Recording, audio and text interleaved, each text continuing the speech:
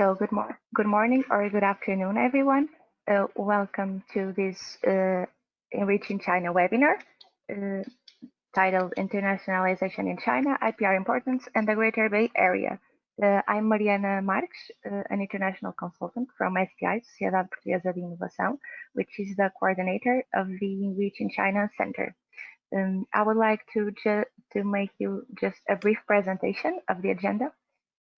Today we will have my colleague from the Chinese SPI office, Richard Deng, that is making a short opening and a presentation with an overview of Enriching China.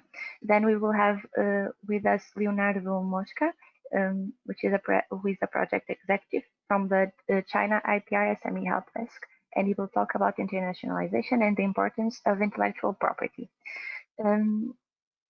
Our last speaker is going to be Dr. Songjia from the Research Institute of Tsinghua University in Shenzhen, that will talk about the Greater Bay Area as an international technology and industry innovation center. Our last part of the webinar is focused on the questions and answers section. For this, during the webinar, you can make us questions on the questions section that you should be able to see in your GoToWebinar settings. You can make your questions throughout the webinar, and at the end, I will read them and put them onto our speakers. So with no further ado, I will pass the word to my colleague, Richard, then, so we can start this presentation. Richard, please go ahead. Okay, thank you, Maria.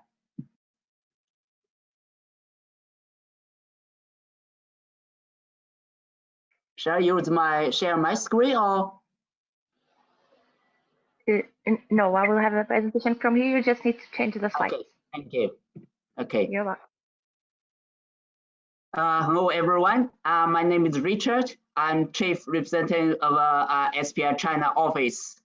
I'm going to make a brief introduction about ENRICH in China. Thank you.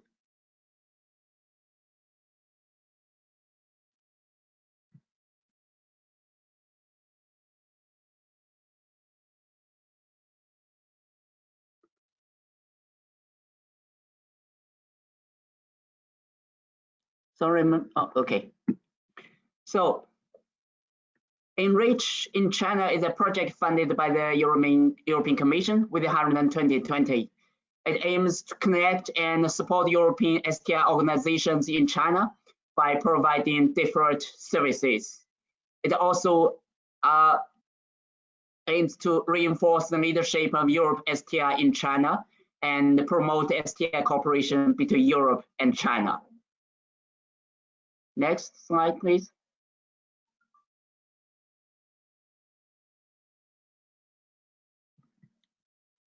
ENRICH in China is backforced by a consortium team, including both European partners and Chinese partners.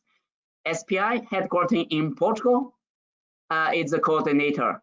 And we also have other partners from different member states and associate countries.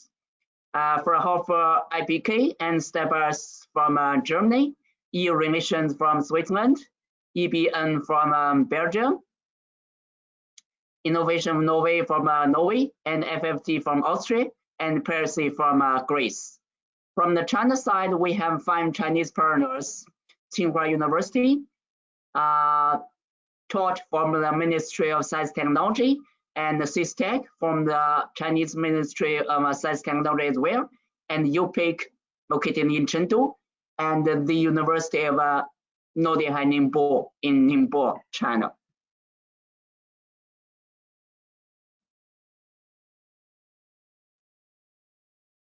Next, thank you. ENRICH was officially launched in November 2017, and since then, ENRICH headquartered in Beijing was located inside the EU SME Center. That's another project funded by the European Commission as well.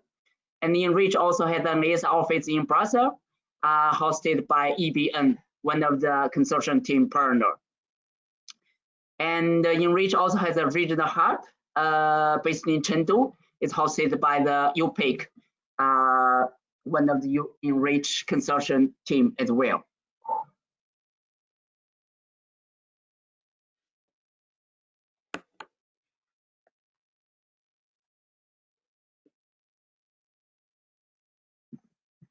So who are ENRICH's clients?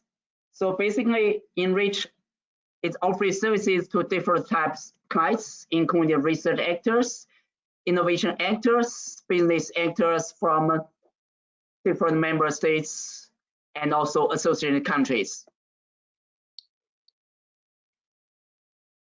Next, please. And next, show all those different actors. So including the universities, innovation agencies, SMEs, associations, chamber of commerce, so different STI stakeholders who are interested in developing innovation and business activities in China. So what kind of services ENRICH offers? So basically, we offer different types of services, including STI intelligence services, trainings, consultation and coach services, and cooperation in neighboring events, and also soft landing and co-working spaces or those in different regions of China. I won't go through them in detail. You may find more detailed information about all these services on ENRICH website. Next.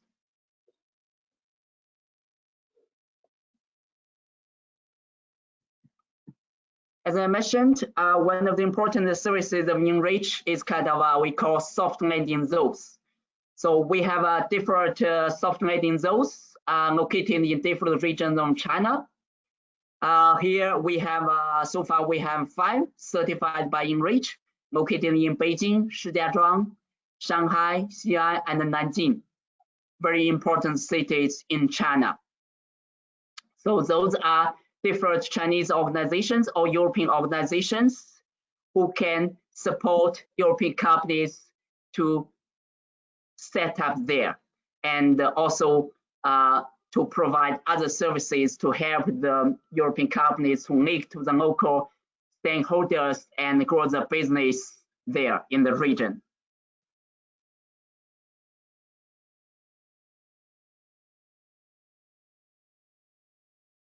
Next, please.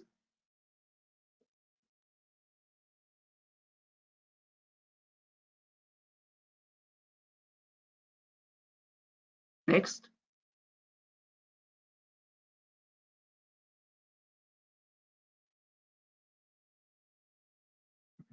Hello, Mary. Could you please move to the next slide? Richard, it has already been moved, but I think we are having some trouble with the internet connection, so it's not appearing yet. But it has already been changed. I saw it. Thank you. You're welcome.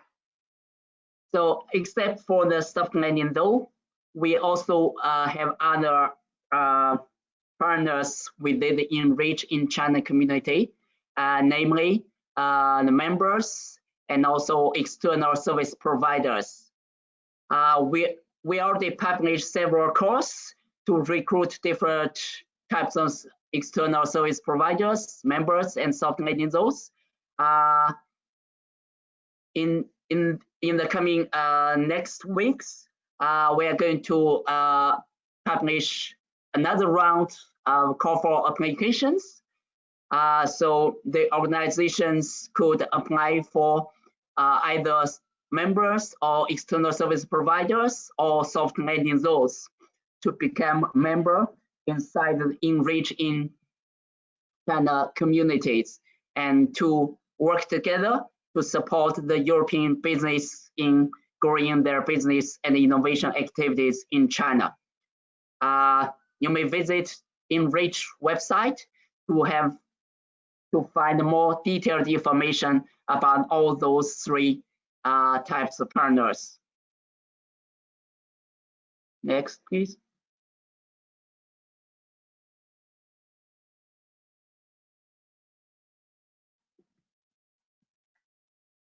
Okay, upcoming activities. In April, we're going to have 4 different webinars with different topics, including the topic related with fighting against corona COVID-19, and also another very interesting call for applications. Actually, it's a competition about advanced technology engineering challenge in China. So you may visit ENRICH website to find more information, agenda of each these webinars.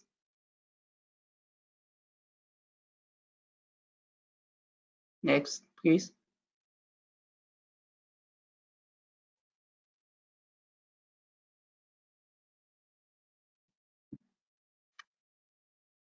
From ENRICH website, we have a special page including relevant information on COVID-19 related research funding course from both European side and Chinese side.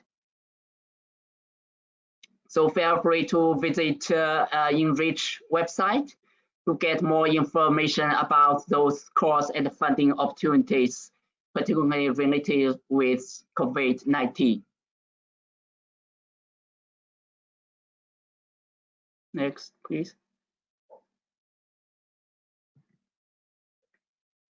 Okay, thank you very much for your attention.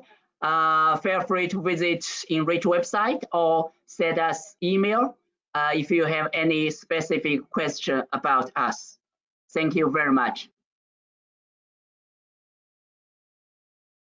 Thank you, Richard, for your presentation. I will now pass the word to Leonardo Mosca from the China IPR SME Helpdesk to make our next presentation. Thank you. Yes, thank you very much for your introduction. Can you see my screen? Yes, we can see it perfectly. Okay, great. Yeah, so first of all, thank you, Richard and Mariana, for the introduction, and thank you to ENRICH in China for having us today and giving us the opportunity to present the services of our help desk, as well as, of course, underlining the importance of IPR protection in an internationalization strategy in China and in the Greater Bay Area. So let me see if there is also, okay, I see there is some delay, okay. First of all, I would like to, before I start, to introduce myself. My name is Leonardo, and I work for the China IPR SME Helpdesk as a project executive. This means that I'm not an IP lawyer. Therefore, today the presentation will be focusing mostly on introducing the services of the help desk and also providing some information on some basic information on IP protection for European SMEs in China. If you have any questions, you can either drop me an email to the address that you find on the slide, or I will be, of course, happy to take any questions at the end of the session.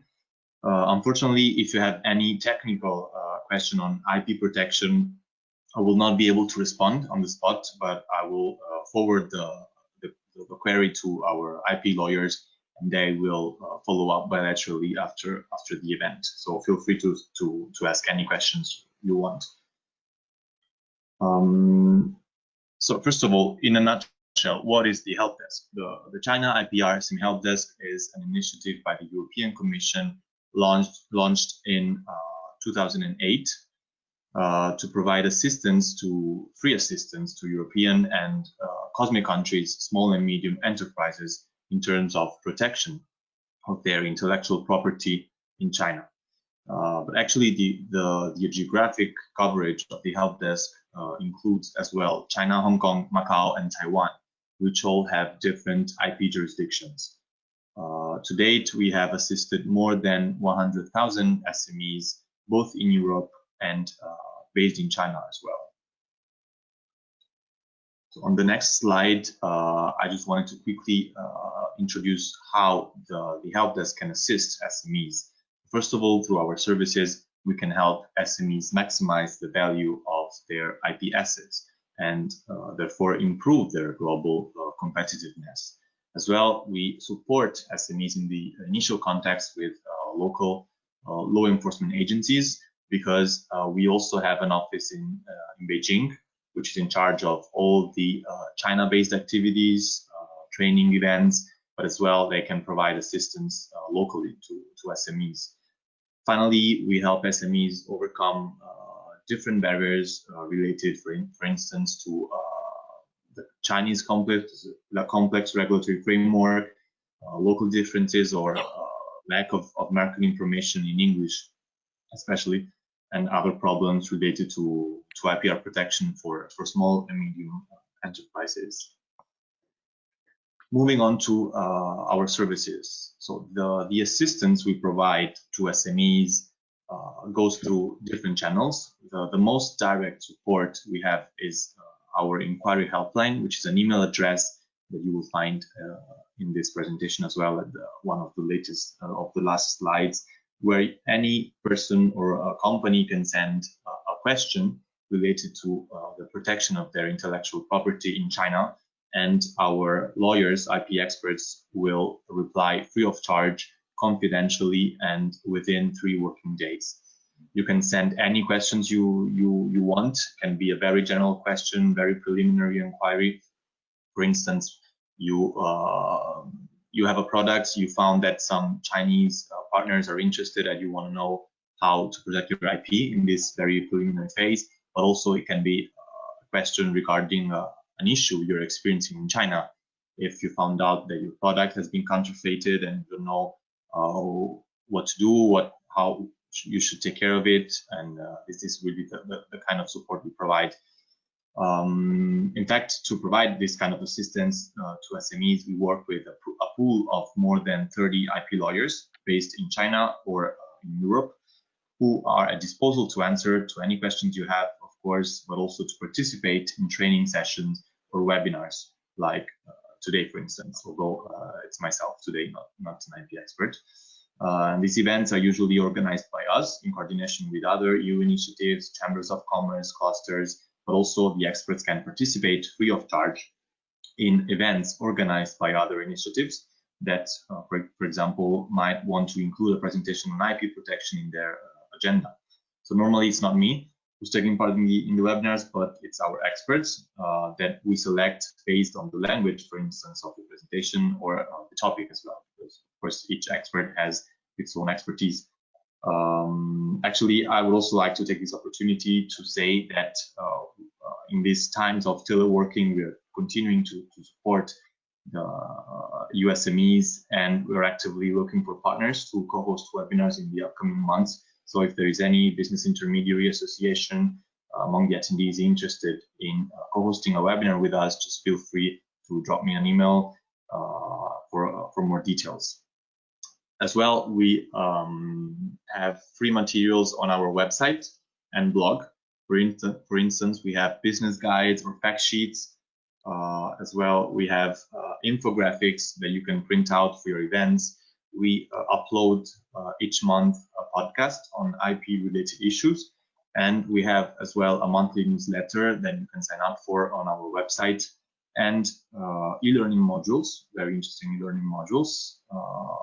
And of course, we have a calendar, as other initiatives, on our website, where you can check all the upcoming events, what matchmaking trade fairs we participate in, etc. So now we can dive into more IP-related content. So why is IP important for a company? SMEs often forget that IP is their core business asset, whether it's a trademark, a design, or a patent that they want to license maybe in the end. And it's our mandate to help companies make strategic and informed decisions regarding protecting their IP rights, because a better use of IP will also improve the competitiveness of the European SME in third markets, and we can help in terms of navigating through the complex Chinese environment. Finally, showcasing a strong IP portfolio with strong protection in place might incentivize third parties to invest in new innovation, R&D or product development activities. So what would be the best strategy to protect your IP? The first step is obviously to be very proactive. So you have to make sure that all the key markets are covered, not only in Europe, but in China as well. Because registration of your IP in China is not optional. If you don't register in China, someone else will. And I will explain in the next slide what that means. And also the strategy, your IP strategy has to adapt to the specificities of the China IP system as well. It cannot be a strategy that you adopt for all the third markets. Here I've just included a couple of information on patent protection in China. So there are three types of patents: invention, utility models, and design patents, with three different conditions for patentability. So the product, the patent has to be a novelty, inventive, and you have to prove that it has practical industrial applicability. In terms of trademarks, which is arguably one of the most important IP for companies because it really affects all the products and it's what distinguishes your product from your competitors. And trademarks are especially important in China because China is a first to file country. This means that ownership of a trademark is granted to whoever registers the trademark in China first, not to the company or the person that actually used it first. This means that if you are a European SME using your trademark in Europe, which you registered 30 years ago, this does not equal that you have the trademark registered in China. So if someone in China registers your trademark, even though he or she has nothing to do with your product, he or she will be the legal owner. And this is called trademark hijacking because once you try to export your products in China, you will find them stuck at customs because you do not own the trademark for that product. And normally this kind of bad faith registration from Chinese counterparts is made to sell it back to you at a higher price. So this is why it's called trademark hijacking.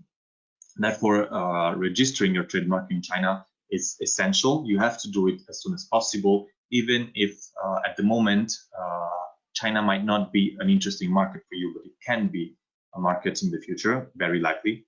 So as well, you have to include a Chinese name of your brand, which sometimes European companies really overlook, but it's equally important as the English name or whatever name you have, not in Chinese characters. This is an example that I wanted to include in the presentation. It's been prepared by our Brussels-based IP expert. It shows how a product, the same product, can be protected by multiple types of intellectual property. I don't know if you know the Nicole Noisette. It's a very famous Belgian cookie brand. In the next slide, you will see how many IP rights are involved in this package. So as you see here, by layering your products and your intellectual property, you can provide a multi-layer protection of one same product. So trademark, for example, can be used to register and protect your logo, the name of your brand, the slogan, etc. Patents as well come into play when, for example, your opening system is very innovative. Design patents can be used as well to protect the pattern if you have a very specific color, for instance, of the packaging or a pattern. Copyrights can be used, for instance, to register and protect your photo, the picture you use, packaging as well with a trade dress and so on. This is just a very basic example of the different IP involved in one single product. Finally, just a couple of words on trade fairs, because for many SMEs, attending a trade fair is the first step of an internationalization strategy. But when attending a trade fair and before attending a trade fair, you have to register your IP and have at least a basic IP protection in place. We often use this slogan, fail to prepare, prepare to fail, because trade fairs really sometimes are the occasion where potential counterfeiters go and look for interesting products to copy them. Therefore, it's really important that you register your trademark or any other IP that you have related to the product that you want to showcase in a trade show, because if it's not registered at the moment of the trade fair, this is not an IP right which is enforceable if you have any issue. As well, you have to be careful about what you want to disclose in the trade fair. For instance, the very typical example is patents. If you have a product and you want to register your patent in China, your competitors can actually invalidate your application if they are able to prove that you had shown your product, your patent, in a trade fair. So you have to really be careful about what you show during a trade show. On the bright side, trade fairs can also be an opportunity to collect evidence of infringements. For example, this is especially true at large trade fairs. If you see that another exhibitor is showcasing products that are suspiciously similar to yours, it could be a good opportunity to collect evidence in case in the future you want to take legal actions. Now here I have included just some final key messages. We don't have to go through all of them because they're addressed already during the presentation. I just wanted to focus on the last one. So being proactive is really essential, and it's also important to have a tailor-made IP strategy for the Chinese market. Do not focus on the horror stories that other companies might have told you. And likewise, do not listen to people that, on the contrary, tell you that IP is not an issue anymore, because it's not true. Last but not least, when you define your strategy, consider taking IP clauses inside your contract. So when you negotiate contracts with a Chinese counterpart or a potential Chinese partners, make sure you give enough space to an IP clause, which can protect you if something happens in the future.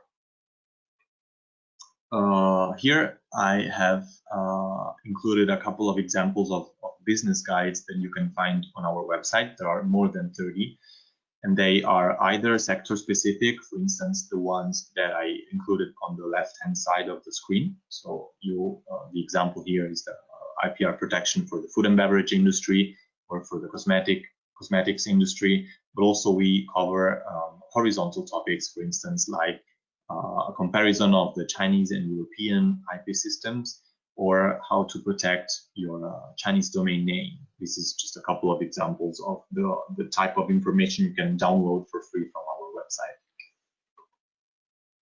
Last but not least, China IPR SME Helpdesk is only one of the IPR SME Helpdesks developed by the European Commission. The other helpdesks focus on Southeast Asia, 8 countries in Southeast Asia actually.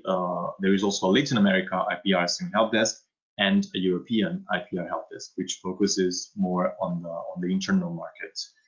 And the China, Latin America, and Southeast Asia Helpdesk are grouped together in what we call the International IPR SME Helpdesk, and we share a common landing page online. It's called the IPR Hub, whose address you can find on the slide. This is just the basic landing page, and then once you click on the market of your interest, you will be redirected to the actual website of the initiative. Here you can find the helpline that I was referring to earlier. So if you send an email to question@china-iprhelpdesk.eu, you will receive a reply by our IP lawyers within 3 working days, free of charge and confidentially. So feel free to make use of these services for free for SMEs. Or also you can even send me an email. That's not you don't have to send it to the inquiry helpline. last slide. So we are active on Twitter, Facebook, and LinkedIn. So we welcome new followers in case you wanna keep up to date with our upcoming events, new publications, to see our events. And as well, we have a blog that we share with the Southeast Asia IPRs in Helpdesk, the youripinsider.eu, where we periodically upload articles on the latest regulatory developments in the region. So yeah, that was my presentation. I will be happy to take any questions that you have at the end of the session. And I can now leave the floor to the next speaker. So Mariana, I can give the presentation control back to you. Yeah, great. Okay. Thank you very much. Thank you, Leonardo. Thank you very much for your presentation. I will now pass the word to Dr. Songjia Wen from the Research Institute of the Tsinghua University. Dr. Wen, I've already passed the screen to you.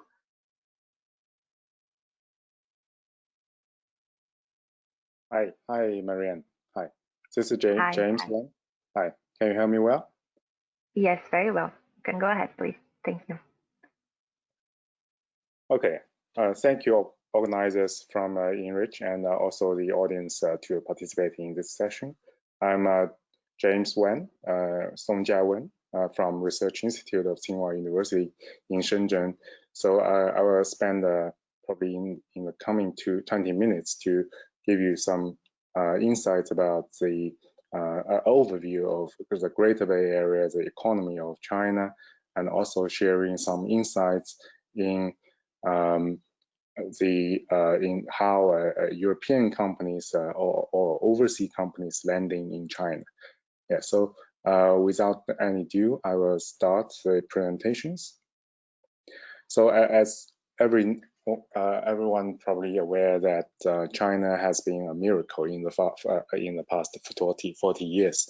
So its economy has been continuously booming for 40 years. And you can see some statistics from the left-hand side.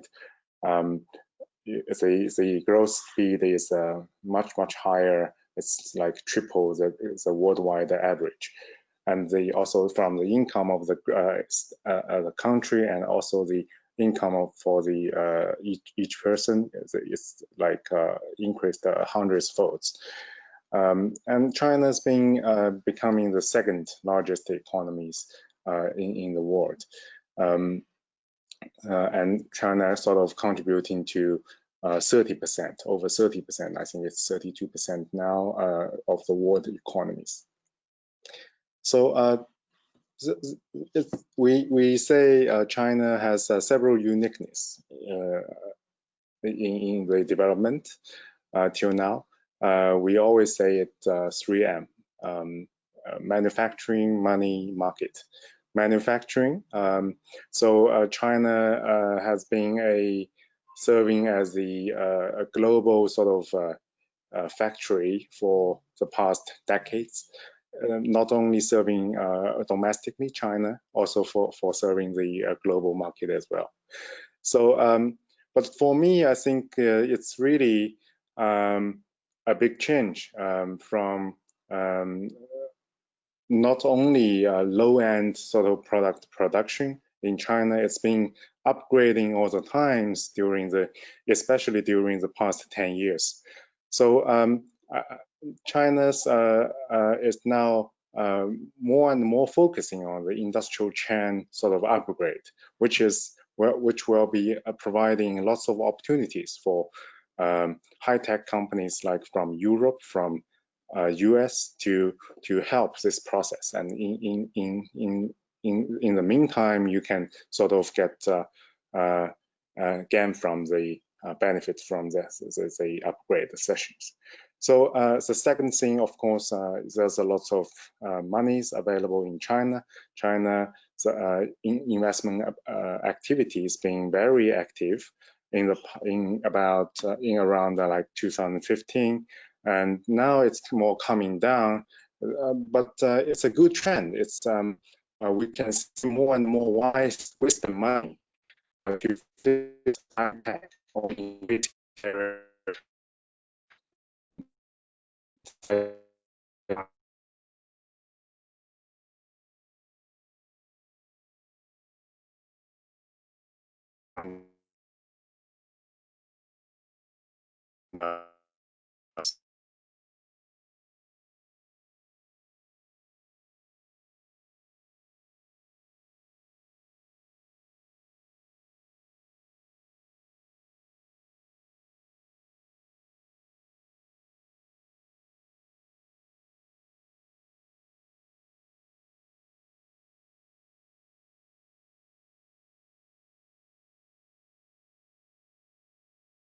Dr. Wen, I don't know if you can hear me. We are losing your sound. I don't know if you're having some internet connection problems.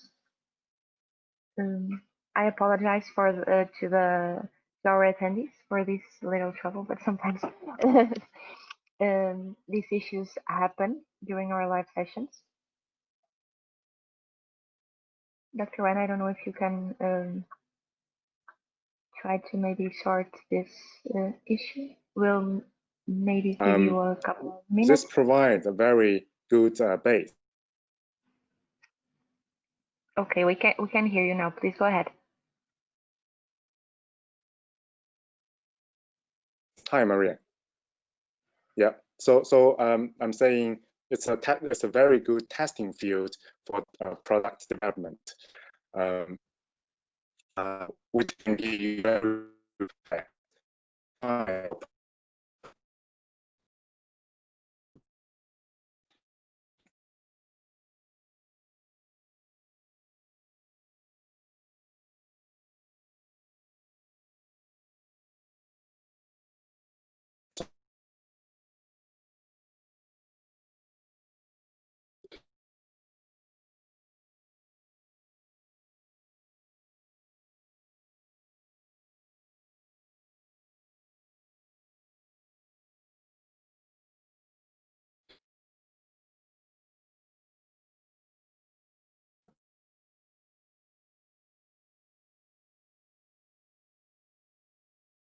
Dr. Wen, I'm sorry, we are not able to hear you again. I'm not sure if you can hear me either. Once again, our apologies for this problem. It's something that is out of our control at this moment. Hello? Dr. Wen? Yes. Yes. Now I Yes. can hear you.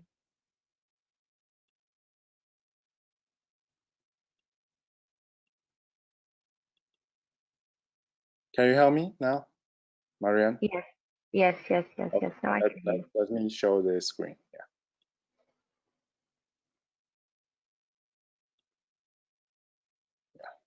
Okay. Yes. Thank you. Yeah. Sorry for the interruption. Yeah. So China is no longer have main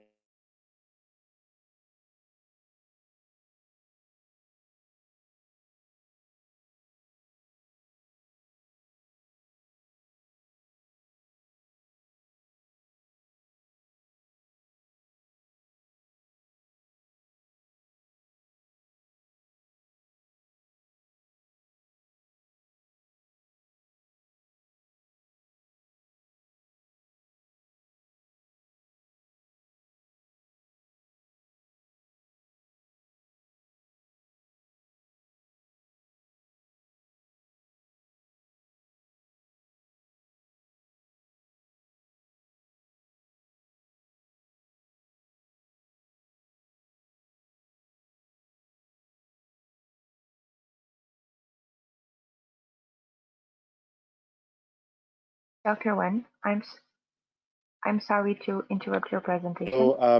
So Can you hear me? Yeah. We are having Can you see the a very next slide? Yeah. So the innovation is now happening now. Can I just interrupt for a second? I'm sorry. We are having a very difficult time hearing you. I will try to put the slides on from here because I think as you're passing on the slides and your sound, I think maybe we are having trouble with the connection because of that. I can pass the slides on from here and you just speak. Maybe it's easier for Hello? our Hello, Maria. attendees to hear. Hello, Marianne. Hi. Yes, can you hear me? So in China, there's a back in 2016, there's a mass entrepreneurship ongoing.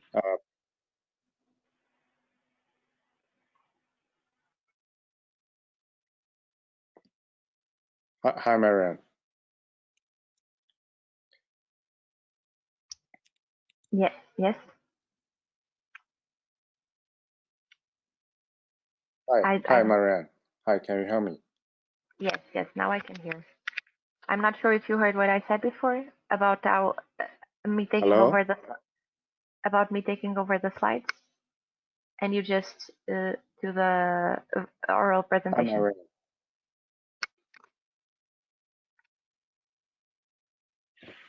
Can you hear me now? Yes, I can hear. Hi, yeah. So China now, back in 2016, Prime Minister Li Keqiang announced that they encourage every teenagers to be an entrepreneur. So we launched a scheme called the Mass Entrepreneurship and Innovation. From the scheme, we see lots of entrepreneurs start their own business, and probably 80% of the the company have suffered a hard time, but from this wave, we see about hundreds of unicorn companies arise from every sectors. Yeah. So apart from that, we also launched Made in China to 2025 to upgrade the industrial, to change the images to the world from sort of copycats to the leaders. We made some breakthroughs in certain industries like IT, led by the Tencent and Alibaba in certain sectors. But China is now also encouraging the tech industry to be more upgraded.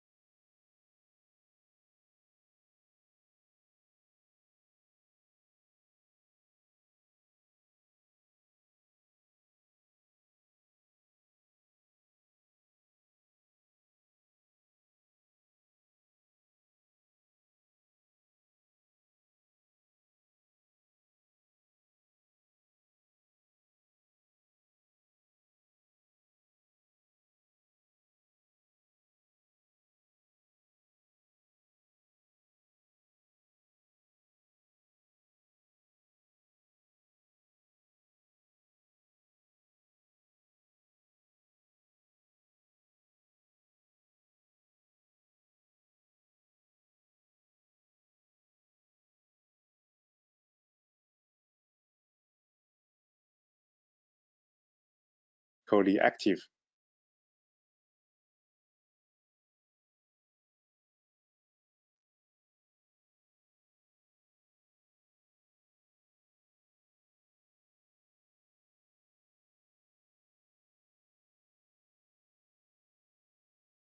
Hello?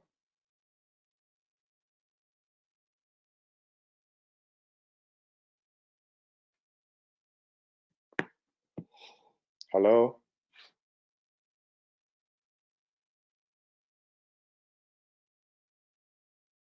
Hello? Hi, Marianne. Can you hear me? Hello?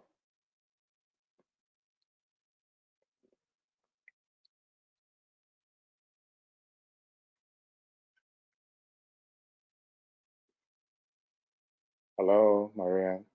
Hi.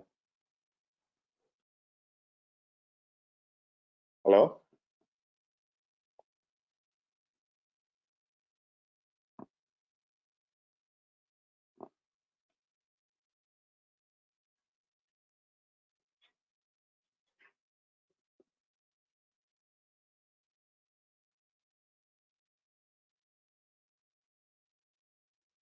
Yes.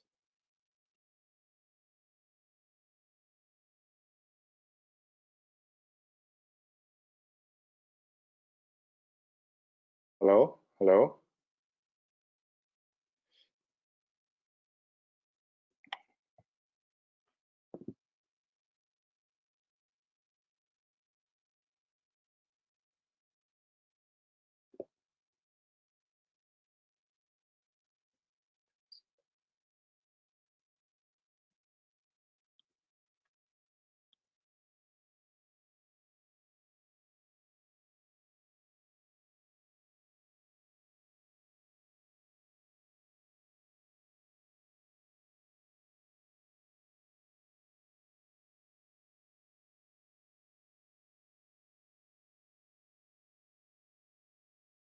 I apologize once again to our attendees for this difficulty that we are having with the connection with Dr. Wang.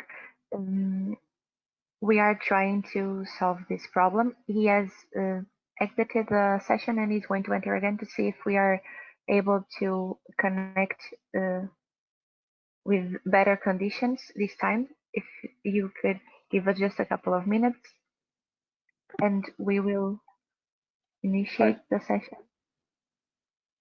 Hi, Dr. Wang. Can you hear me now? Hi, Marianne. Hi. Hi. So I'm putting on the slides from here. I believe this was the slide where you were. Okay. In your presentation.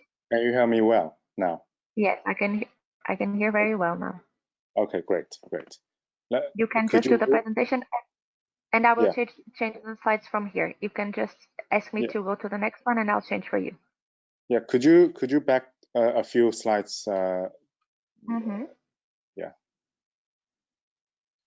Go back to probably the former view. Yeah.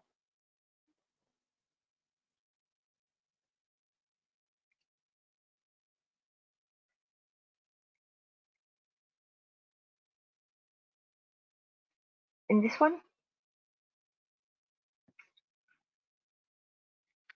Next one. Yes, please.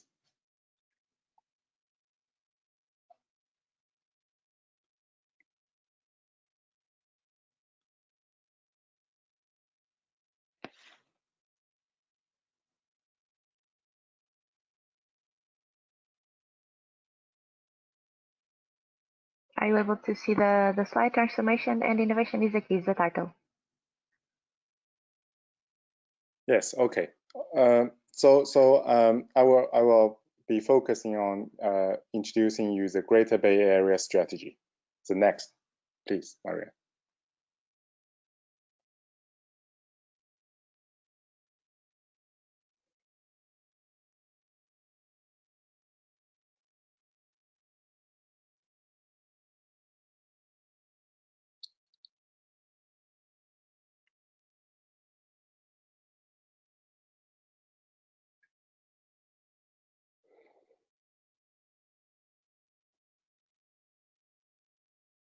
Okay, so the Greater Bay Area is consists of 7 cities in Canton Province and plus 2 cities like Macau and Hong Kong. The GDP output of this whole region is sort of equivalent to the whole country GDP of South Korea. Please go next, Maria.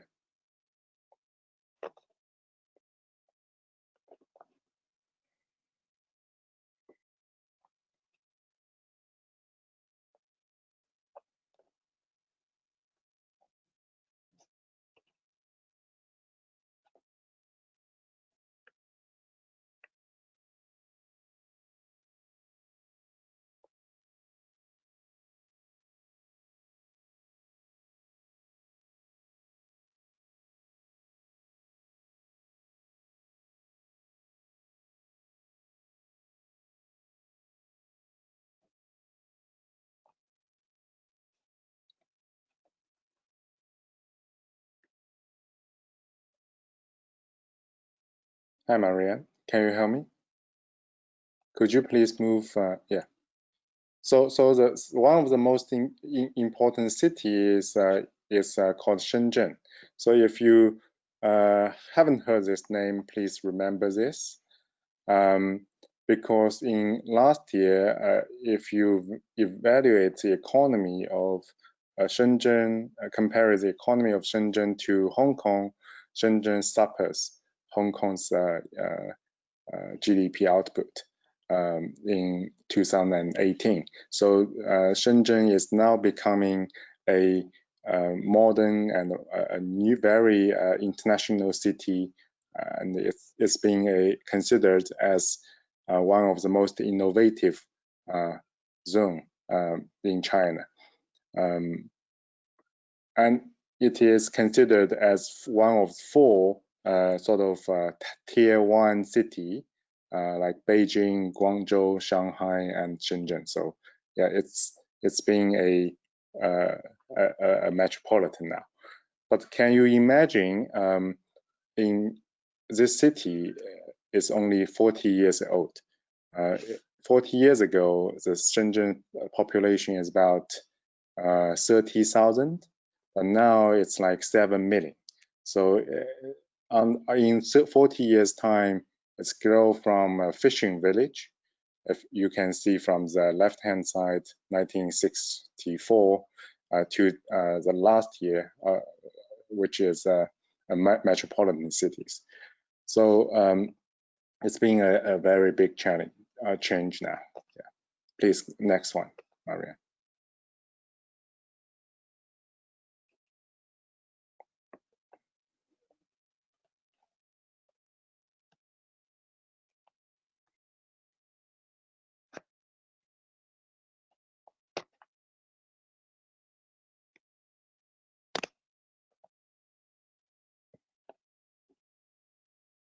Marianne, can you move to the next? Yes, I've already moved it. Just that we are having a delay with internet connection, and you see it a bit later. But it's the innovation achievements slide. You can continue. Yeah. So Shenzhen in 2018, Shenzhen's GDP output surpassed Hong Kong. And it's been a miracle that the annual growth rate for Shenzhen is 23%. It's even much higher than the China's, the 40 years average, which is 9%. And Shenzhen represents as a very innovative city. About half of the PCT filing of China arise from Shenzhen. So it's really becoming an innovative centers in the southern part of China. Please move next one, Maria. So Shenzhen is a very young immigrant city. The average age is about 34, which is so the population here is very open-minded and innovative, and they are easy to adopt to new things. And Shenzhen's success, or why Shenzhen become a innovation center, another reason is due to its close distance to Hong Kong. Yeah, it's being a twin city with Hong Kong.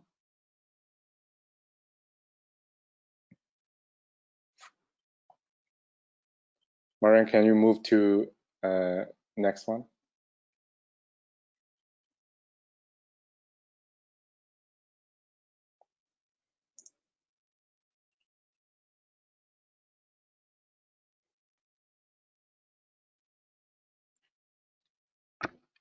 Already on the next slide. Maybe next, or one more next, yeah. So in 1990s, it's really the beginning of Shenzhen development.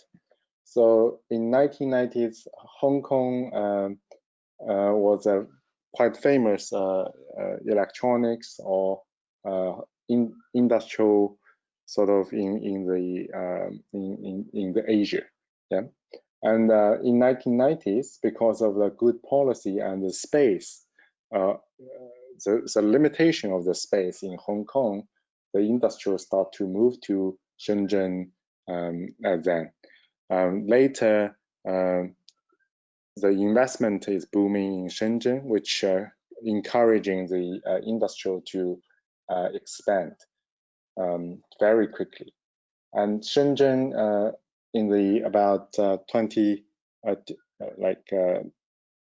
in the beginning of 20th century, Shenzhen leveraging its IT capability and the hardware manufacturing capability to become a favorable place for startup and large enterprise. So Shenzhen and Hong Kong is kind of the relation changing from study, catch up, suppers, and merge. Once the central government launched the Greater Bay Area scheme, it means in this Bay Area, each city may carry in different function, and they will be seamless integrated. Next one, please, Maria. So another advantage in Shenzhen is its innovation ecosystem. So one sole district called Nanshan District in Shenzhen represent about 151 listed company and 300 to 400 incubators here in Shenzhen. And Shenzhen also have a small government. The government here is more open and simplified, administrated, and decentralized powered. So you can easily go there and talk to them about what you need, the issues you faced. Very open the cultures. Yeah. So if you see the left pictures, you can see how dense the listed company, high-tech companies, is located in Shenzhen. Please move to next one, Maria. Shenzhen government also create some special zone in the special economic zone. So Shenzhen is graded as a special economic zone. There's special policies for the companies in Shenzhen, and Shenzhen government create another special called Shenzhen Qianhai District.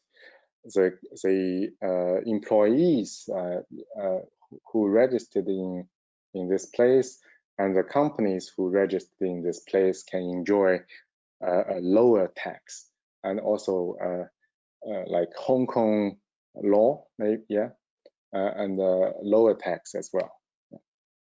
And the Shenzhen, the natural advantage also comes with its transportations. If you came to Shenzhen from Hong Kong airport, it only takes probably 1 hour. Then you can travel from Hong Kong airport to the Shenzhen central city. Yeah. Next one, please.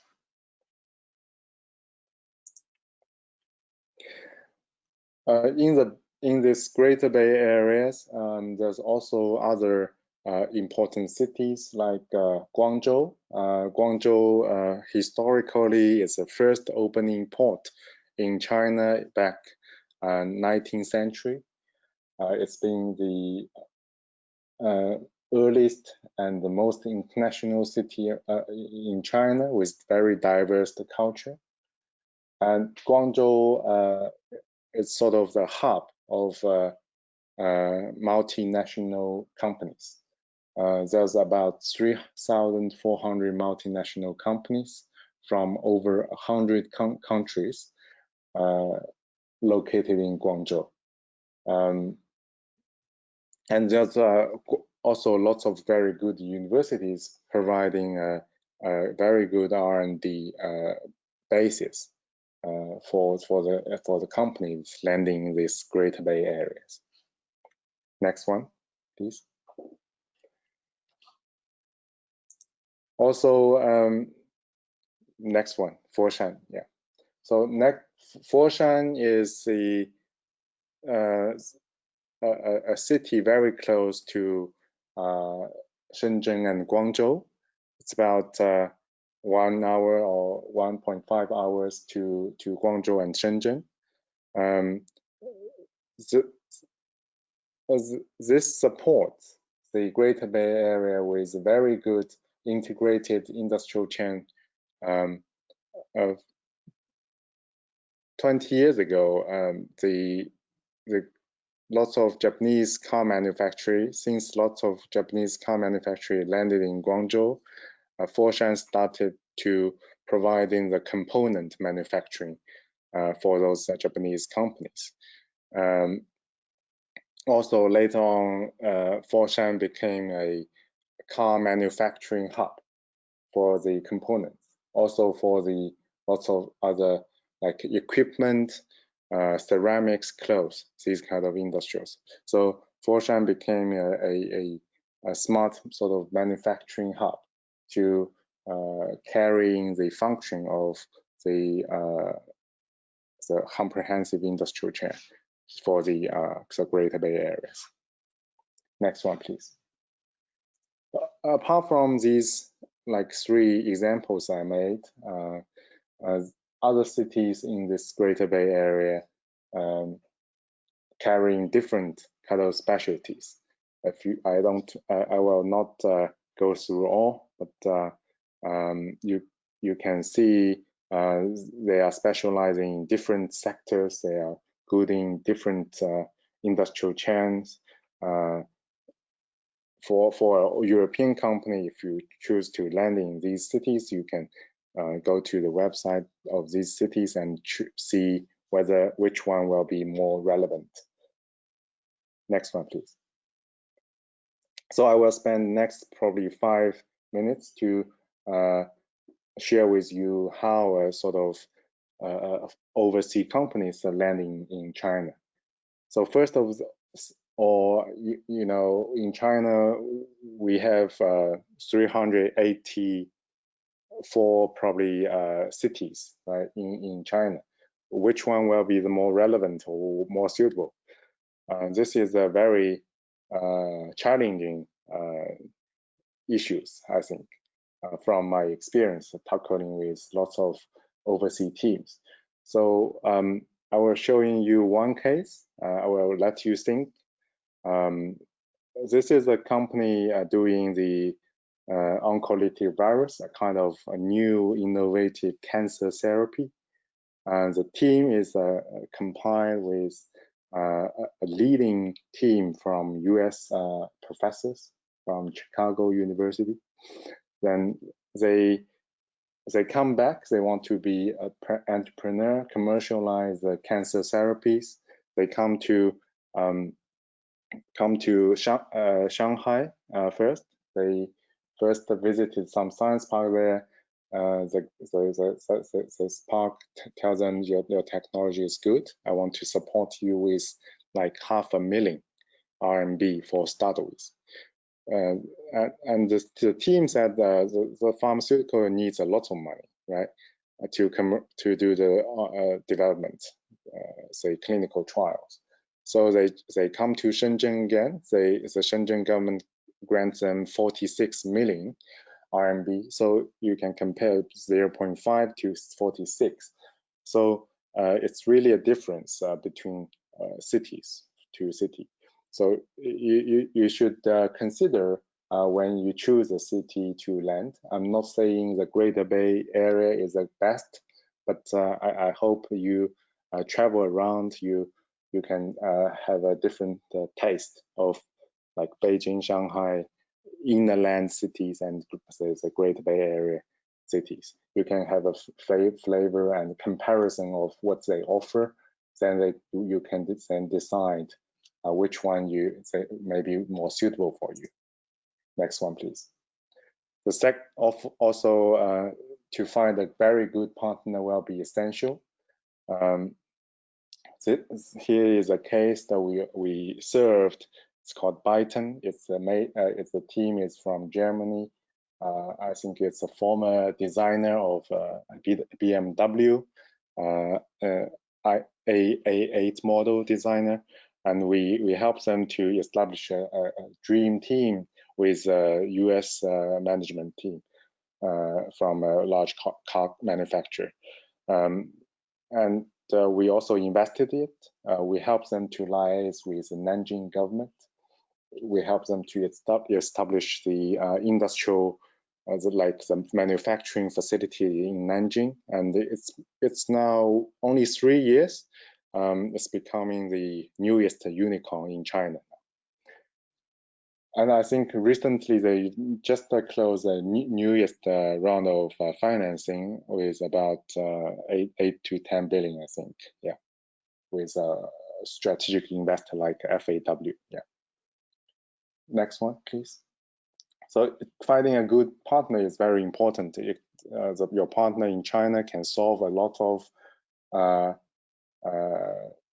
tough issues you may not imagine before you land in China. So some money is also very important.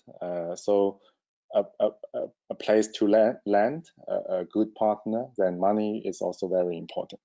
So because of the trade conflict and also between US and China, also causing some economic growth slowdown, and China also faced some challenges in the export-import decrease. So although it happens in the past like 2 years time, we still see an increase of foreign funds investment into China market, meaning that China still is a very hot place for development. So and what we see, the trend is we see the investment focus move from business model innovations like shared bicycles or online consuming like customer TMTs, these sectors, to a more solid, more high-tech investment field. And it seems that the investment also moved to the early stage from our statistics. Yeah. So because of the conflict of in the trade and these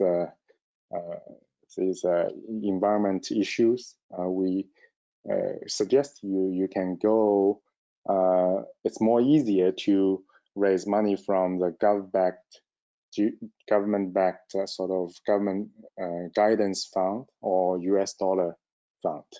Next one, please. So two channels. One is the social funding, another is the public funding. The Greater Bay Area represents the earliest batch of the VC, Chinese local VC back to like 1999. Yeah. And till now, Shenzhen and this Greater Bay Area represent about half of the VC firms and about half of the PE firms in China. So it's a hot place to raise money. It's a favorable place. Next one. So public funding will be another, please, next one, please. So public funding will be another resources you can leverage. Currently in China, you have lots of channels to get public funding, but there's lots of tricks in applying for public fundings. So please rely on your reliable partners. They can help you to direct to the right channels, the right windows. In China, it's not very easy task. I mean, so please choose a very good partner or a platform to select suitable funding schemes for you. Next one, please. So ideally, for foreign teams, for foreign companies to land in China, I think the industrial capital will be ideal, or the foreign currency funds will be ideal. But these two options probably will represent only 10% of the chances if you come to the Chinese investors. Most of them are only having the RMB fund. So please design some suitable structure to raise the money. Yeah. So to summarize, please next one. To summarize, high-tech companies with very strictly managed IPs are very highly welcome in China nowadays, because China is sort of entering an era of industrial upgrade. Also, please choose a right partner to collaborate with,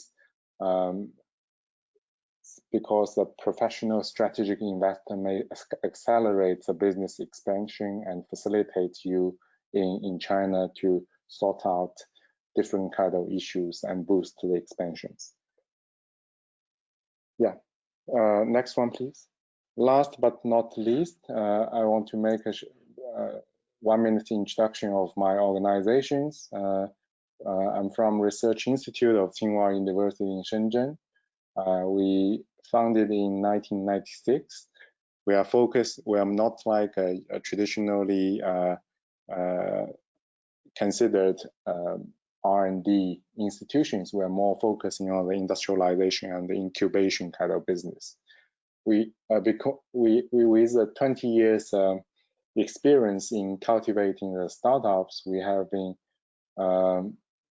a subsidiary called the Bigger Group, doing the service for the innovative and high-tech startups landing in China. So in southern part of China, we have about 10-ish science parks and 16, I think now, 16 incubators in southern part of China. We incubated 2,500 companies in the past 20 years, and now 23 listed in the stock market and 50-ish in the OTC market yet. Please, next one, please. So these are some statistics of applied research, honors, investment. Marianne, can you go to slides maybe 26? Yeah. Next one, please. Yeah. I want to show some successful portfolios. So among these portfolios, we are more focusing on the high-tech sort of investment. Yeah. These are the listed company, a panel of listed companies. Yeah.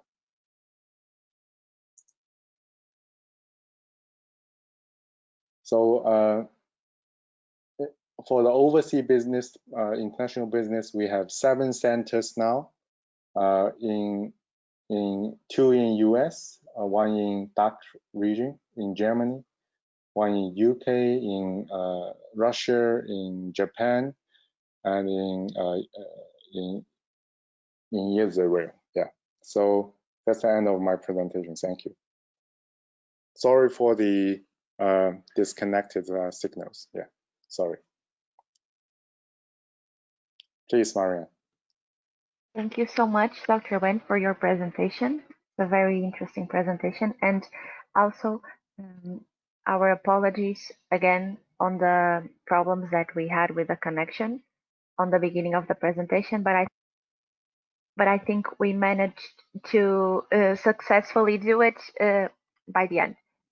So right now we are going to have our Q&A session. I am going to check our questions. Please, you can write any questions that you have on the questions section of the settings. I will read now. The first question we have here is from Sarah Neiman. Thank you so much for your question. It's for Leonardo. So the question is, if the inquiry is more specific, is there also the possibility for on-the-phone consulting? And if so, what would be the charge for SMEs? So this is for Leonardo about the China IPR SME Helpdesk. Great.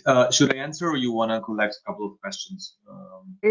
No. Okay, please go ahead, Leonardo. Yes, I think we will read it one by one. Thank you very much for the question. It's a good point. Well, just bear in mind that there will never be a charge for SMEs. So the project is free of charge for all the end users. So it's not an option to charge for consultancy with SMEs. In terms of having a phone call, we used to have a phone call, a helpline, which was also a phone number in China. We are revising the offer because I believe the number was not valid anymore. So we're coming up with a new helpline. But I would say that in general, I recommend having an email for several reasons. The major one being that it's easier even for us to understand the problem if we have a text that you have provided, or just a very detailed explanation that maybe on the phone would not be the best or the easiest way to describe. So the answer would be, for the moment, there is no helpline via phone. You can always send us an email, and then if we need any follow-up, we can of course arrange anything via email. And for the second part of the question, there is no charge involved at any stage of the consultancy. Okay, thank you, Leonardo, for your question. We have another one that I believe is directed to Dr. Wen. It's from Anne-Marie Bruyas. She's asking where the Innovation Center is located in Europe. So RITS has the office in Switzerland, in Zurich, and we also collaborate with like a technical university Munich, and we have an office there. Yeah, if so, I think after the call, if you're interested, I can give the emails or my contacts to the lady, right? So we can get connected. Yeah. Did I answer all the questions? Yes. I think I'm just checking here now. I don't know if anyone has some final question to write. I can give you a minute in order to make it.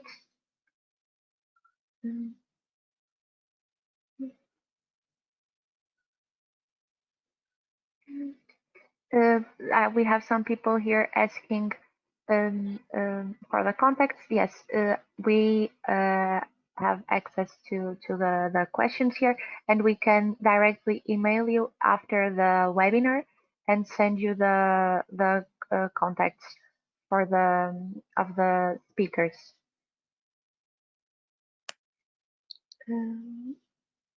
Yes, okay, no here is yes, thank you. Here is another question for Dr. Wen. In terms of funding, what do you think are the biggest challenges for firms that are looking to do so? This is from Irene Deng. Yeah, so there's several layers of challenges. I think one is the entity. You should have a right entity to apply the fundings. Normally, normally for I think in any countries, the local government will grant the fundings to the native entities, companies. So for example, for European companies,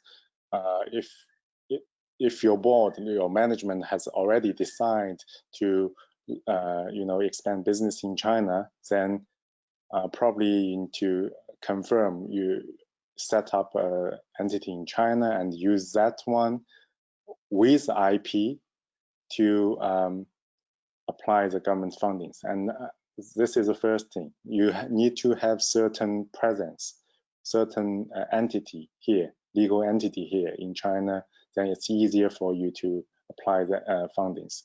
The second is you need to have approach the right window. I think there's grants for talents, the grants for the innovative technology companies, the grant for the reimbursement for the IP applications here in China. There's different window to approach, and if you own a breakthrough like technology, you want to be, and this is probably more suitable for China. Maybe we can also, like for RITS, we can also help you to talk with local government, have a direct like communication for the subsidies and grants. And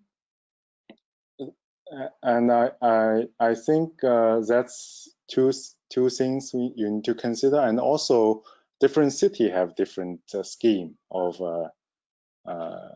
grants. That's something I already mentioned in the presentations. Before you choose a city, you go around, you talk to the government or the authorities, you compare, then you choose which one where you land, basically. And I think having a very good, reliable partner is very essential. So like us, if you can utilize Tsinghua platform, I think it's a plus for you to be successful in China's grant applications, because you sort of have a university background, right? Thank you. Thank you, Dr. Wen. We have another question here for you, a very quick one. Paul Bangal is asking, where is the RITS Innovation Center in the UK? We have a representative in UK. We don't have an office there. We have, yeah, if you're interested, we can get you connected. Yeah. Thank you. And another question, I think is going to be the last one because we're also running out of time. It's from the U-China Hub. And the question is if the cities within the Greater Bay Area are competing with one another, leveraging on their technological capabilities. For example, if Shenzhen is competing with Guangzhou, or how is the dynamics between the different cities within the Greater Bay Area? So as I mentioned in the slides, each city has its own sort of strengths. So they have specialized industries as its advantage, and it's emphasized. So, for example, Shenzhen is more hardware, digital, electronics, yeah, like these kind of things, lead by, because of the ecosystem here, lead by like Tencent and Huawei, ZTE, BYD, the electric vehicle company, yeah, like lead by the large corporations.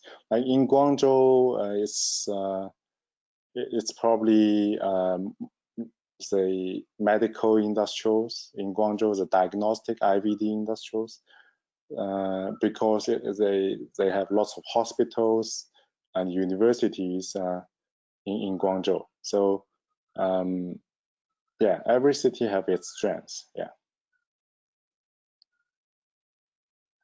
Yeah. Thank you very much for your answer, Dr. Wen. So I believe we still have here some couple questions, but as I mentioned, we have your questions and your emails from the registration, so we can email you after the webinar because we are running out of time for our session. So we will get back to you by email to any people that showed interest in getting contacted and getting in touch more directly with the speakers. So, as you already know, you can get in touch with Enrich in China through our email, china@enrichcenter.eu, or you can visit our website to have the latest news and information about our upcoming activities, as my colleague Richard Deng already informed at the beginning of the webinar. I would like to thank him, Dr. Wang, and Leonardo for having be present here today in our session. And many thanks to both of you for your very interesting presentations, and many thanks to all the attendees to having joined us today. So for today's everything, we will welcome you to join us still next week on our upcoming webinars. And thank you so much, everyone. Have a good rest of the day, and we'll see you next time in our Enrich in China webinars. Thank you. Thank you very much. Have a good day. Thank you all. Thank you all. Stay safe. Take care, guys. Thank you.